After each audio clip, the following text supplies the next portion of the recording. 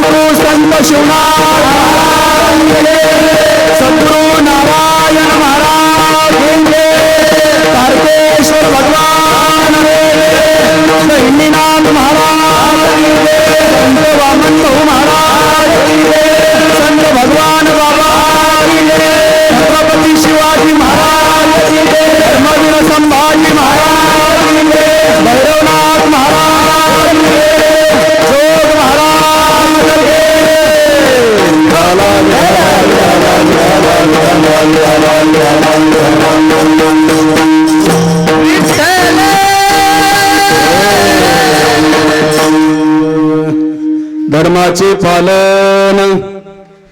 धर्माचे पालन करणे पाखंड खंडन हेची आम्हा करणे काम बीज वाढवावे नाम तीक्ष्ण उत्तरे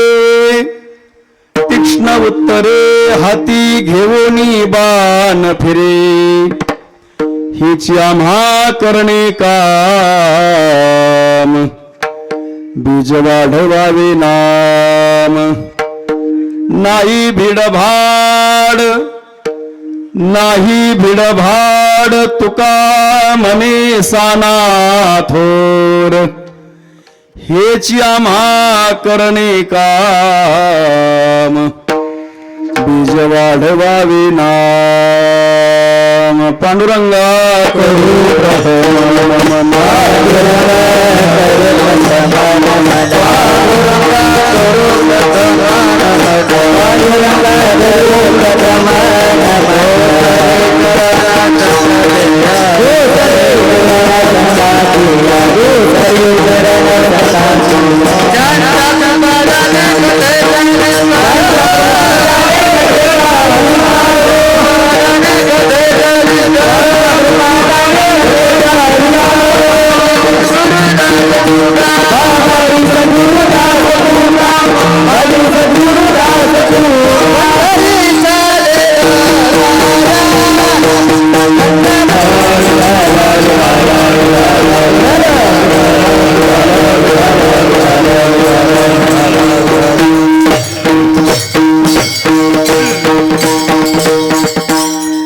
लोकाभिरामं रणरंगधीरं राजीवनेत्रं रघुवंशनाथं कारुण्यरूपं करुणाकरन्तं श्रीरामचन्द्रं शरणं प्रपद्ये मनोजवं मारुततुल्यवेगं जितेन्द्रियं बुद्धिमतां वरिष्ठं वातात्मजं वानरयूथमुख्यं श्रीरामदूतं शरणं प्रपद्ये नागेन्द्रहराय त्रिलोचनाय भस्मांगरागाय महेश्वराय नित्याय शुद्धाय दिगंबराय तस्मिन्नकाराय नमः शिवाय श्री पंढरीशा कपित पावना एक विज्ञापना पाया पासी एक विज्ञापना पाया पासी श्री पंढरीशा कपित पावना एक विज्ञापना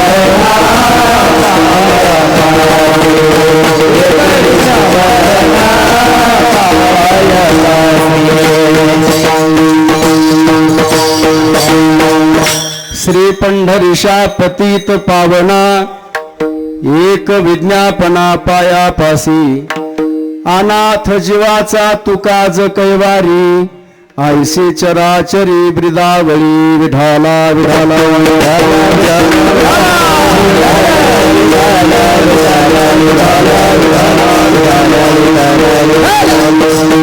धर्माचे पालन करणे पाखंड खंडन हेची आम्हा करणे काम बीज वाढवावे नाम आपल्या चालत असलेल्या प्रतिवर्षाप्रमाणे याही वर्षी श्रीराम जन्मोत्सव सोहळा तथा सद्गुरु श्री संत शिवनाथ महाराज यांचा 11वा एकादश पुण्यतिथी सोहळा आज या पवित्र दिनी पवित्र तिथीवर पवित्र स्थानावर या ठिकाणी संपन्न होत आहे।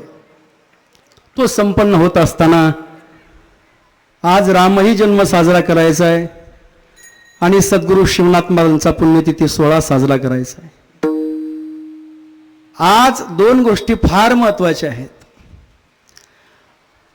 आज या तिथीला देवाचं येणं आहे आणि सद्गुरू शिवनाथ महाराजांचं जाणं आहे. देवाचं येण्याचं स्वागत आहे आणि संतांचं जाणं आहे.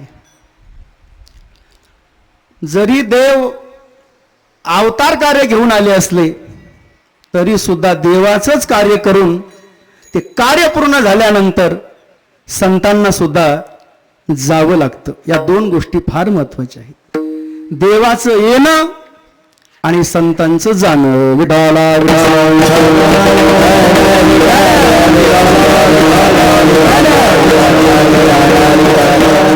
आणि अशा प्रसंगाने आज राम जन्मोत्सव आहे. त्या निमित्ताने जो अभंग या ठिकाणी उपस्थित केलेला आहे तो अभंग तुकोबऱ्यांचा 4 चरणाचा आहे. काही निवडक अभंगापैकी हा अभंग आहे. या अभंगामध्ये जगद्गुरु श्री संत तुकाराम महाराज भगवंताचे जे जे अवतार झाले त्या अवतारापैकी आज हा भगवंताचा जो अवतार आहे मर्यादा पुरुषोत्तम संपन्न असा विष्णूचा त्रेतायुगामध्ये हा 7वा अवतार विष्णूचा आहे. विठाला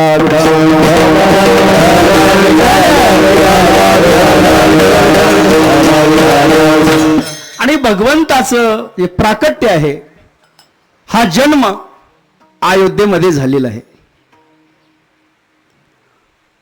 कोणाच्या पोटी तर अयोध्येचे राजे दशरथ महाराज आणि माता कौशल्या यांच्या पोटी आज भगवंताचं प्राकट्य अवतार भगवंताने घेतलेला आहे. आता भगवंताने अवतार घेतलेला आहे पण कशासाठी? 2 गोष्टीसाठी भगवंताला या मृत्यूलोकामध्ये जन्माला यावंच लागतं. त्यातली पहिली गोष्ट आहे धर्माचं रक्षण आणि साधू संतांचं वचन. संतांचं वचन खरं करण्यासाठी आणि धर्माचं रक्षण करण्यासाठी भगवंताला त्या त्या काळामध्ये जशी जशी परिस्थिती जसा जसा प्रसंग निर्माण होतो तसं भगवंताला यावं लागतं. यावं लागलं रामाला. निमित्त होतं रावणाचं. यावं लागलं कृष्णाला. निमित्त होतं मामाचं. यावं लागलं पंढरीनाथाला. निमित्त होतं पुंडलिकाचं. पण संपूर्ण जगाचा उद्धार करायचा होता हे खरं कार्य होतं.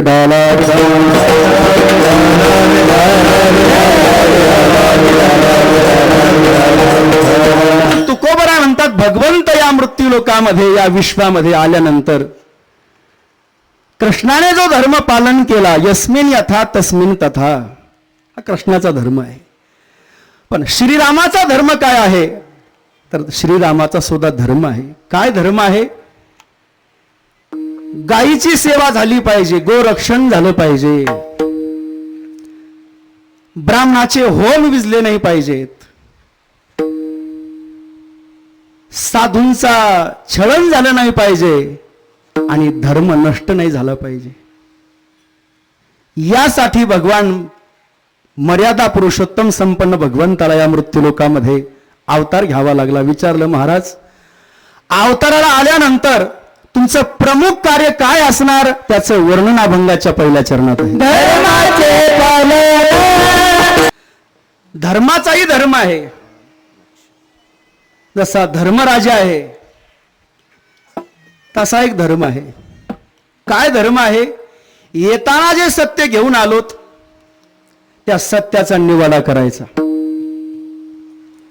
सत्य वचन आहे ते वचन सत्य करायचं आहे. सत्य बोलायचंय. सत्य पाहायचंय आणि सत्याचं वर्तन करायचंय. सत्याचं आचरण करायचंय.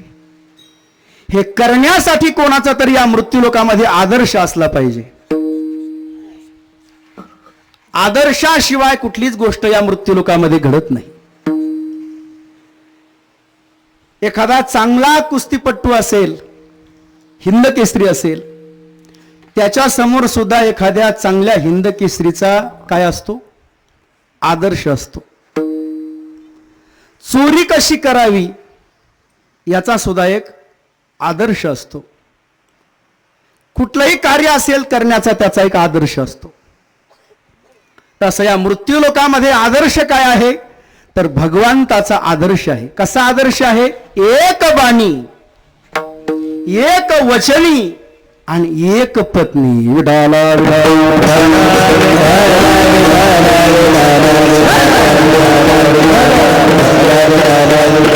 चार प्रकारचा धर्म आहे. त्या चार प्रकारच्या धर्माचं पालन करायचंय. कोणाकडे पाहून? श्रीरामाकडे पाहून. काय धर्म करायचा आहे? पांडवाप्रमाणे धर्म करायचा आहे. धर्म पांडवानी केला, धर्म पांडवानी केला, धर्म पांडवानी केला,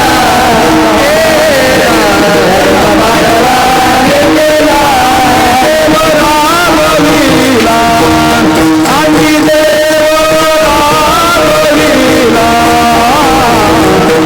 पांडवानी केला, केला धर्म पांडवानी केला,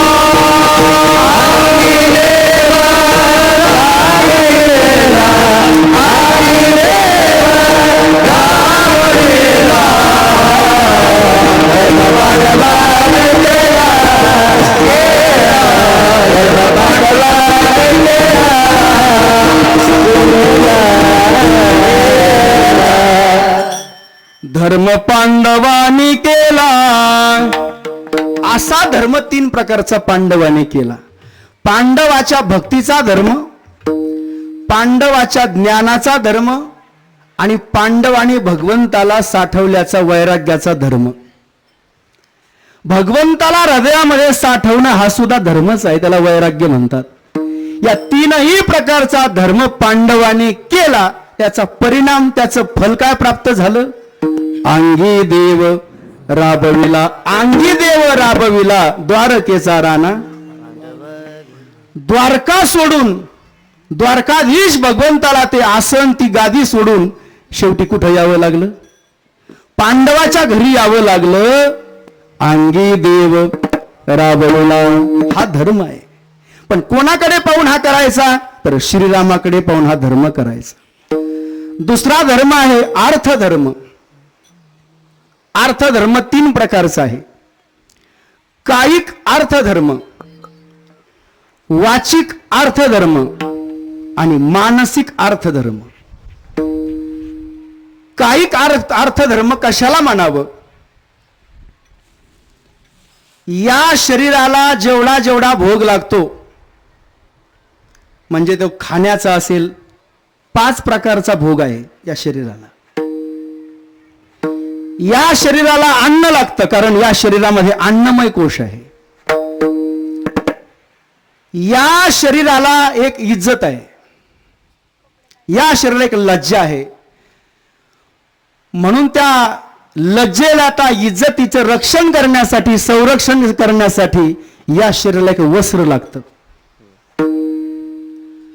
आणि हे शरीर देवाला स्वतःपर्यंत आणू शकतो एवढं सामर्थ्य या देहामध्ये आहे. नाही नाही, हे शरीर ज्ञानोबराय होतं, हे शरीर नाथ महाराज होतं.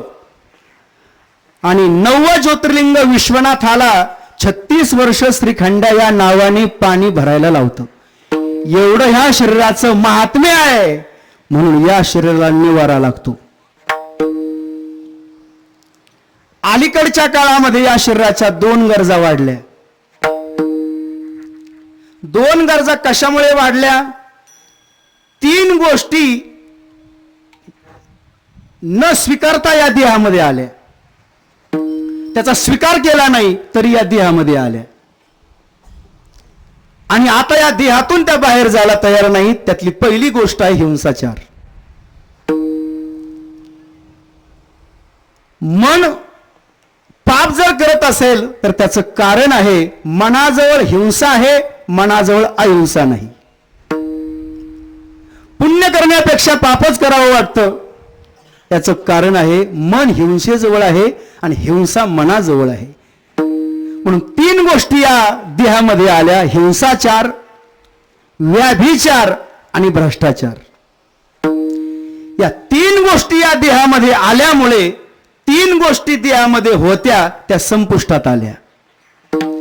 देवाजवळून येताना देवाने तीन गोष्टी दिल्या, तीन प्रकारची शिदोरी दिली. जा या मृत्यूलोकामध्ये तुला जायचे, पण तुला मृत्यूलोकामध्ये गेल्यानंतर भरपूर दुःख होणार आहे. मग एक कर, त्या दुःखामध्ये जवळ तुझ्या कोणीच राहणार नाही, फक्त भगवंत राहील, त्याने तुला पाठवलेलं आहे. पण त्या भगवंतापासून क्षणभर सुद्धा विभक्त होऊ नये यासाठी मी तुला ही भक्ती देतो, घेऊन जा. या जगामध्ये आल्यानंतर तुला भरपूर लोक आहेत, खरं बोलून तुला फसवणारे आहेत. तुला कळणार नाही या मृत्यू लोकामध्ये खरा कोण आहे, म्हणून हे ज्ञान घेऊन जा. आणि या जगामध्ये सर्व तुझ्याजवळ येतील, त्यागाने कोणीच येणार नाही.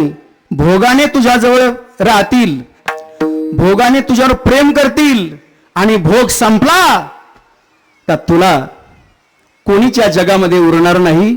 म्हणून तुझ्याजवळ तुझ्या बँकेत जसे पैसे लागतात तसं हे वैराग्य घेऊन जा. अशा तीन गोष्टी भगवंताने आपल्याला दिल्या, पण त्या तीन गोष्टी या तीन गोष्टीमुळे संपुष्टात आल्या: हिंसाचार, व्याभिचार आणि भ्रष्टाचार. या तीन गोष्टीमुळे जीव दुःखी झाला. तो सुखी व्हावा जर असं वाटत असेल तर श्रीरामाचा आदर्श ठेवावा. मग महाराज म्हणतात श्रीरामाचा आदर्श ठेवावा लागेल. कोणता? अर्थ पुरुषार्थाचा आदर्श. या देहाला पाच गोष्टीची गरज आहे: अन्न, वस्त्र, निवारा आणि आरोग्य आणि शिक्षण. या पाच गोष्टीची गरज आहे. पण या पाचही गोष्टीची गरज असली तरी सुद्धा त्याला सायासच करावं लागणार आहे, त्याला पालनच करावं लागणार आहे. कशाचं? धर्माचं.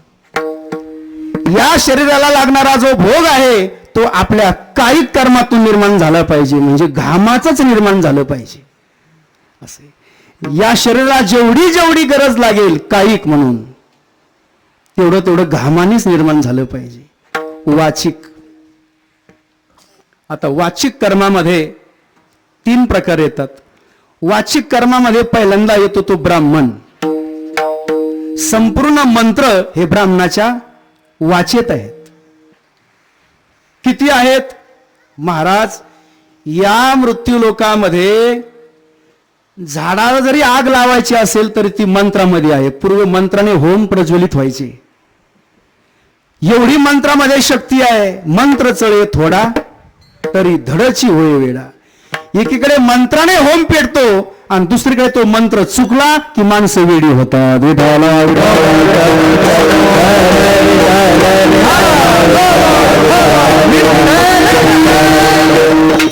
मग काय करावं लागेल तर वाचिक कर्म चांगलं करावं लागेल. वाचिक कर्माचाही धर्म आहे. जसा कायिक कर्माचा धर्म आहे तसा वाचिक कर्माचा धर्म आहे. दुसरा धर्म आहे ब्राह्मणानंतर वाचिक कर्म आहे साधूच्या वाचेमध्ये. तयाचे बिसाट शब्द माऊली म्हणतात. सुखे म्हणो येती वेद तरी सदेह सच्चिदानंद तरी कान होती ते.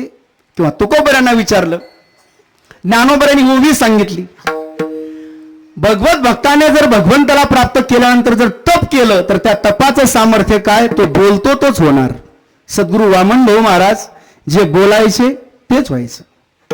आलं लक्षामध्ये? एवढंच नाही, काही संत असे आहेत का त्यांच्या मुखातून ऐकावंच वाटतं. सद्गुरू भगवान बाबांचं कीर्तन ऐकावंच वाटायचं. कारण का?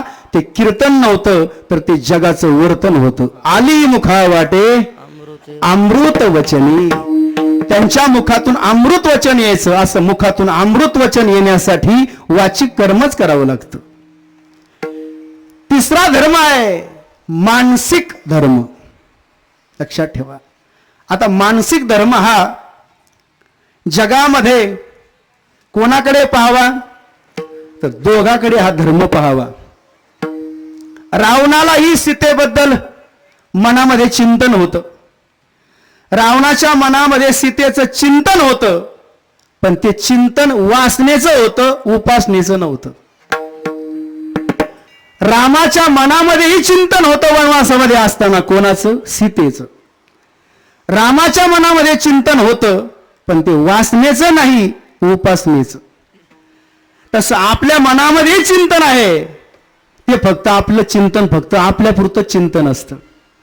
आपल्यापुरतं आपण चिंतन करतो, पण दुसऱ्याविषयी आपल्या मनामध्ये नेहमी चिंता असते. आलं लक्षात? हा आपपर जो भाव आहे, तुकोबऱ्या म्हणतात याचं खंडन करायचंय. काय? याचं खंडन करायचंय म्हणजे याचा त्याग करायचा आहे. याचा त्याग करायचा आहे आणि धर्माचा स्वीकार करायचा आहे. पण कोणाकडे पाहून तर मर्यादा पुरुषोत्तम संपन्न भगवान प्रभू रामचंद्र यांच्याकडे पाहून. महाराज, आम्ही हेच कार्य करत राहायचं का? तुकोबरा आहे. तुकोबरा म्हणतात तुम्ही हेच कार्य करण्यासाठी आम्ही आलो नाहीत. एकदा तुम्ही हे कार्य केलं, जसं एखादं झाड आहे. झाड आहे, कशाचं झाड आहे? माडोगाचं, येड्या बाबळीचं, हिवराचं? नाही नाही, गुलाबाचं झाड आहे.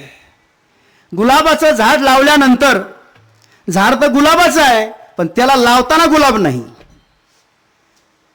मोगऱ्याचं झाड आहे, लावताना त्याला मोगरा नाही. कमळ आहे, लावलं ते चिखलामध्ये, कमळ लावलं, पण कमळ लावताना कमळाचं फूल लावलं का जे फुल ज्या झाडाला येतं ते झाड लावलं? जे फुल ज्या झाडाला येतं ते झाड अगोदर लावावं लागतं. पण त्याचं नाव काय आहे? कशाचं झाड लावलंय? कमळाचं. अहो, झाड कमळाचं लावलंय पण कमळ दिसत नाही. झाड मोगऱ्याचं लावलंय, मोगरा दिसत नाही.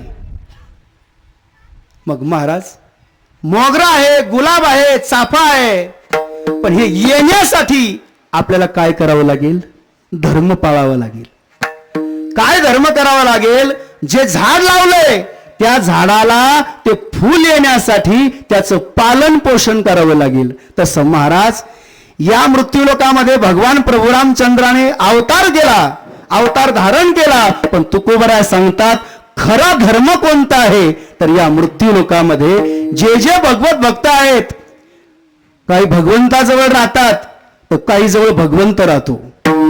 काही ज्ञानी आहेत, काही अज्ञानी आहेत, काही वैराग्यवान आहेत, काही वैतागलेले आहेत. या सगळ्यांच्या जीवनामध्ये भगवान म्हणतात तुकोबरा आहे की या सगळ्यांना सुख द्यायचंय. आणि ते सुख देण्यासाठी धर्म म्हणजेच सुख आणि सुख म्हणजेच धर्म. जसं देव म्हणजे सुख आणि सुख म्हणजेच देव, किंबहुना सोय माऊली म्हणतात. सुखाची व्याख्या ज्ञानेश्वरीमध्ये केली. किंबहुना सोय जीवात्मयाचे लहे, तेथे जे होय तया नाम सुख. विठाला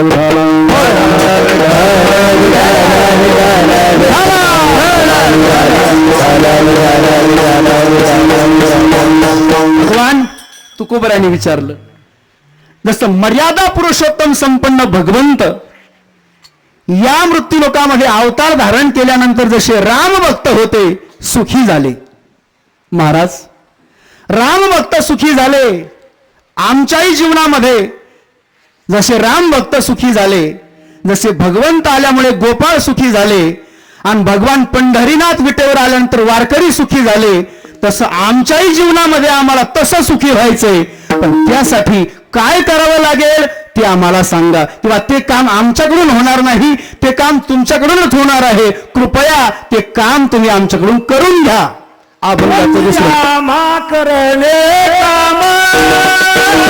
युगामध्ये आम्ही हेच काम करत आलो. कोणकोणत्या युगामध्ये? पहा, मच्छापासून चारते नरहरी. मत्स्य अवतारामध्ये आम्ही हेच काम केलं. मच्छापासून चारते नरहरी पर्यंत झाले कृती. त्रेती वामन परशुराम तिसरा. श्रीराम सीतापती ऐसे अवतार 7 मग तो द्वापारीचा 8वा. श्रीकृष्ण कली माझी बौद्ध 9वा आणि या कलंकी पुढे 10वा. आता कुठला अवतार येणार आहे? 10वा अवतार. या 10व्या अवतारामध्ये कसं जग असेल तर त्यांनी सांगितलेलं आहे, जसं आता प्रत्येक आपल्या महिला डोक्याला हे लावतात ना रिबीन रब्बल, तसं प्रत्येक त्या युगामध्ये प्रत्येक महिलेच्या डोक्याला सोनं राहील. काय राहील? सोनं राहील. जसे लोक शेळ्याकडे जातात, मेंढ्याकडे जातात काठी घेऊन, तसं त्या काठीला जसं घुंगरू असायचं ना, तसं त्या काठीला सोनं राहील. असं या येणाऱ्या वर्षामध्ये 10 वर्षामध्ये किंवा येणाऱ्या काळामध्ये 10वा अवतार होईल, तेव्हा असं वर्तन त्या जगामध्ये असेल. महाराज म्हणतात, हे सुख आणण्यासाठी किंवा हे सुख जगापर्यंत पोहोच करण्यासाठी हाच आमचा धर्म आहे. हेच आम्हा करणे काम, हेच आम्हाला काम करायचंय. पण या कामाबरोबर या कामाची व्याप्ती तुकोबराने सांगितली. काय काम आहे? तर एक काम आहे, बीज वाढवावे नाम, हेच आम्हा करणे काम. विठाला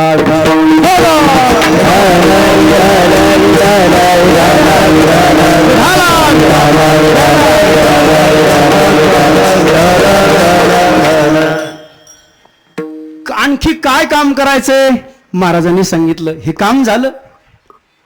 बीज वाढवणार, भक्तीचं बीज वाढवणार म्हणजे नामदेवासारखे जन्माला येणार. ज्ञानाचं बीजारोपण होणार म्हणजे ज्ञानोबरा जन्माला येणार.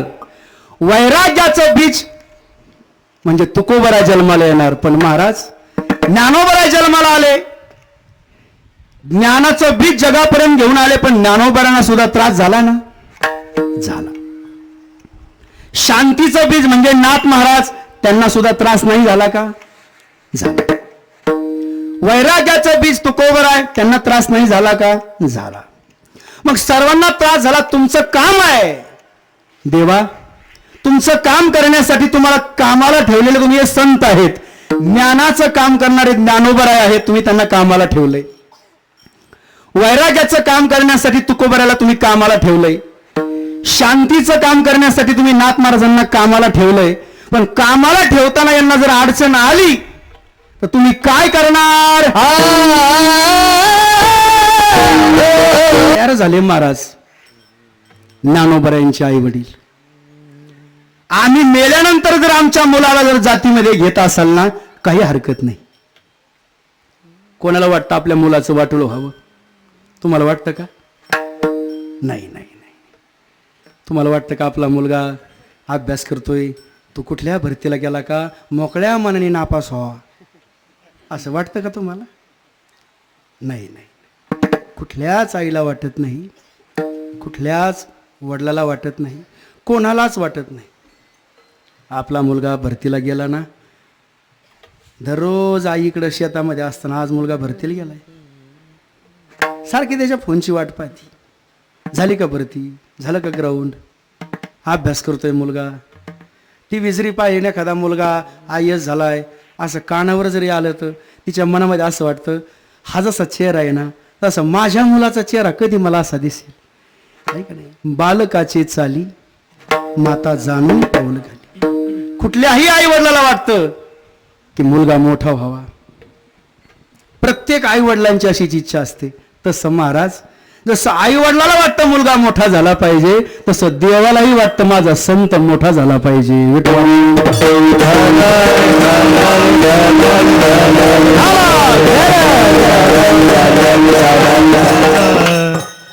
देहांत प्रायश्चित्ताचा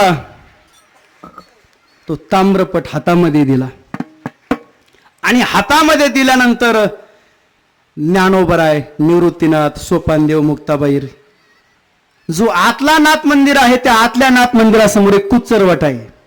तुम्ही जर कधी गेले आतल्या नाथ मंदिराजवळ, जिथं नाथ महाराज भागवत सांगायचे आणि राहिलेलं भागवत जिथं गावबानी पूर्ण केलं ते आतलं नाथ मंदिर आहे. त्याच्या डाव्या बाजूला एक वट आहे, त्याचं नाव आहे कुच्चरवटा. नेहमी नाथांच्या बाबतीमध्ये कुरघोड्या निर्माण व्हायचा, तो वटा राहायचा. तेव्हापासून नाथाने त्याचं नाव ठेवलं कुचर वटा. तर त्या ओट्यावर महाराज काही ब्राह्मण बसले होते त्या काळात. ब्राह्मण बसलेले पाहिले नाथ महाराज, निवृत्तीनाथ महाराज, सोपानदेव, मुक्ताबाई त्या आतल्या नाथातून बाहेर आले आणि बाहेर आल्यानंतर सांगितलं, अहो भेटला का न्याय संन्याशाच्या मुलाला? म्हटले हो.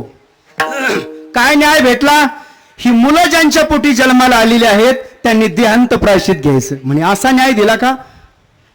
एवढी मुलं आहेत का? आळंदीहून आली? हो हो आळंदीहून आली. काय नाव आहे तुझं? म्हणजे माझं नाव ज्ञान आहे. ज्ञाना नाव आहे का? आमच्या पैठणमध्ये सुद्धा एक कठळ्या राहतो, त्याचं नाव सुद्धा काय आहे? ज्ञान आहे. नाहीतरी तुझ्यामध्ये आणि त्याच्यामध्ये काय बदल वाटत नाही. ज्ञानोबरांनी हात जोडले. लक्षात ठेवा बरं का, तीक्ष्ण उत्तरे आणि हाती घेऊन बाण फिरे. या कठळ्याचं नावही ज्ञानाचं आहे. माऊली म्हटले काहीच बदल नाही, शेवटी तू आणि मी एकच आहोत. तू आणि तू एक आहेस. तू ब्राह्मणाचा अपमान करतो का ब्राह्मणासमोर? त्या काळातले ब्राह्मण नाही अपमान करत. तू ब्राह्मण आहेस आणि तो कठळे, तू म्हणतो तू आणि मी सारखा आहे. म्हणे सारखाच आहे. म्हणजे तू ब्राह्मण नाही का? मी ब्राह्मण आहे, पण माझ्यातला जो अंश आहे तोच त्यामध्ये अंश आहे. माझ्यामध्ये जो जिवंत राहण्याचा अंश आहे त्याच्यामध्ये सुद्धा जिवंत राहण्याचा अंश तो आहे. आणि आमच्या दोघांचीही स्वरूपाची सत्ता एक आहे. कस काय होईल? तू ब्राह्मण आहेस, तू वेद बोलणार आहे, तू कठाळे आहे, तू वेद बोलेल का? तर माऊली म्हटले काही हरकत नाही, आता शास्त्राने उत्तर द्यायचंय. शास्त्राने उत्तर द्यायचंय. तो कठाळ्या जवळ आला महाराज माऊलीच्या. पैठणला माऊली मिळाले पण माऊली कळाली नाहीत. पण कठाळ्याला माऊली मिळालेही आणि कठाळ्याला माऊली कळालीही. कठाळ्याजवळ तो माऊलीजवळ तो कठाळ्या आला रेडा. आणि आल्यानंतर सहज महाराज त्या रेड्याचा उद्धारच होणार होता. सहजच माऊलीने त्या रेड्याच्या मस्तकावर हात ठेवला. हात ठेवल्याबरोबर त्या काळातले ब्राह्मण होते, म्हटले तू आणि तो एकच आहे, तू वेद बोलणारा ब्राह्मण आहे आणि हा कठाळे. म्हटल्या दिसायला कठाळे, आसायला कठाळ्या नाही. मस्तकावर हात ठेवल्याबरोबर लगेच रेडा वेद बोलला. ओम अग्नी मिळे पुरोहितम, हे शब्द त्या काळामध्ये रेड्याच्या मुखातून बाहेर आले. आणि रेड्याच्या मुखातून हे शब्द बाहेर आल्यानंतर जेवढे त्या कुचरवट्यावर बसलेले ब्राह्मण होते तेवढे ब्राह्मण बाहेर आले. आणि बाहेर आल्यानंतर सर्वांनी आपापल्या टोप्या काढल्या. आणि टोप्या काढल्यानंतर माऊलीच्या चरणावर साष्टांग दंडवत केलं.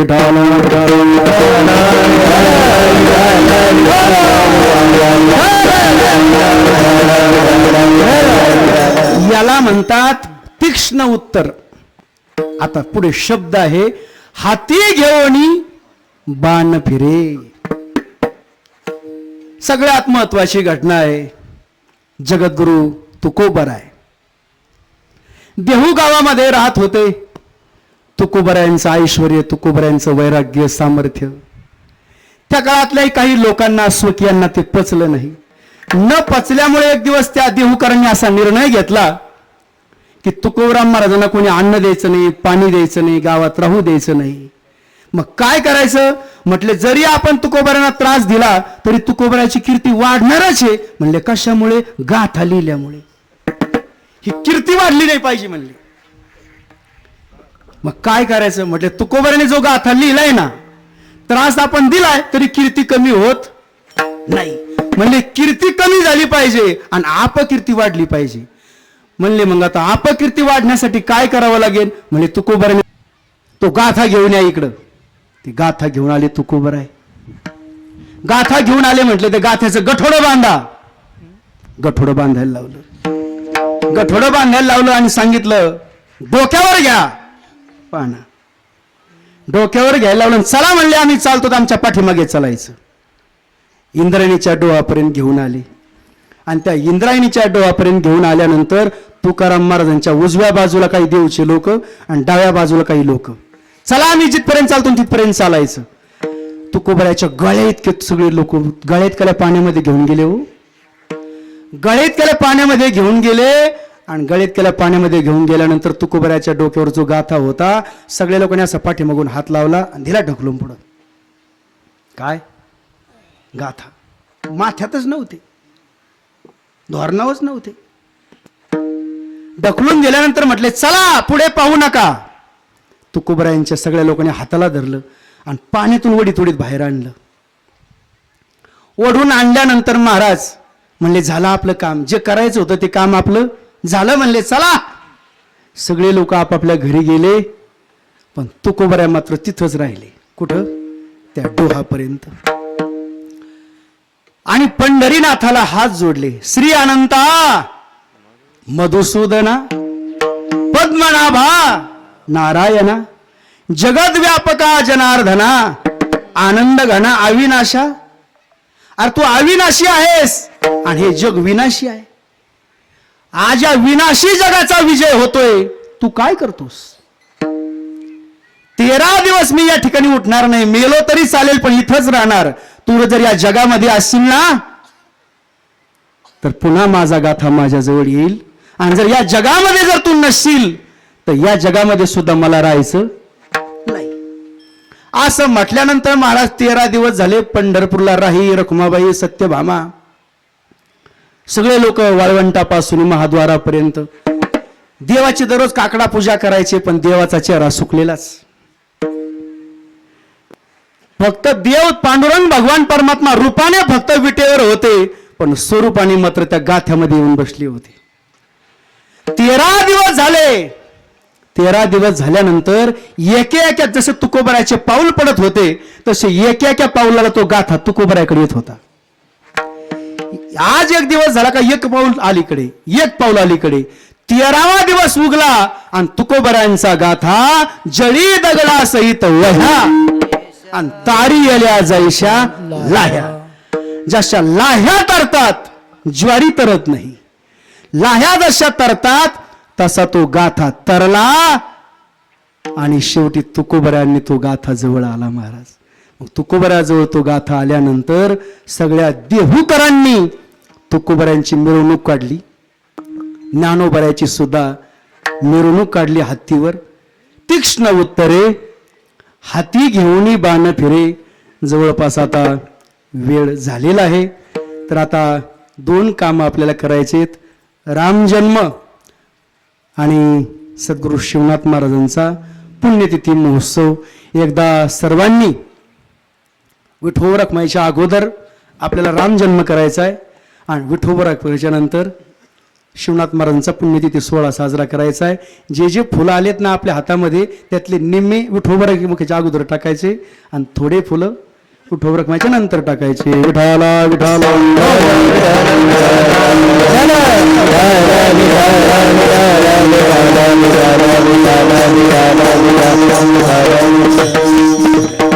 उठाचा दिवस संताचा दिवस